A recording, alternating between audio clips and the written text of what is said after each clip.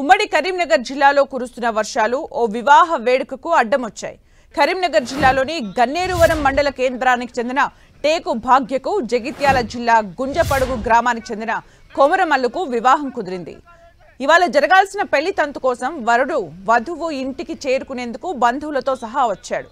అయితే జిల్లా వ్యాప్తంగా కురుస్తున్న వర్షాలతో గన్నేరువరం మండలంలోని చెరువులు మత్తడిపోస్తున్నాయి. దీంతో వధువు ఇంటికి వెళ్లేందుకు ఇబ్బంది ఏర్పడింది. వరుడు ఊర చెరువు దగ్గర మత్తడిపోయడం కాస్త తగ్గితే వెళ్దామని దాదాపు 4 గంటలకు పైగా ఎదురు చూడాల్సిన పరిస్థితి వచ్చింది. ఎంతకీ మత్తడి తగ్గకపోవడంతో చివరకు స్థానికులంతా కలిసి వరుణ్ణి ఎత్తుకుని వధువు ఇంటికి చేర్చారు. గన్నేరువరం ఊర చెరువు పొంగినప్పుడల్లా ఇదే పరిస్థితి ఏర్పడుతోందని గ్రామస్తులు ఆవేదన వ్యక్తం చేస్తున్నారు.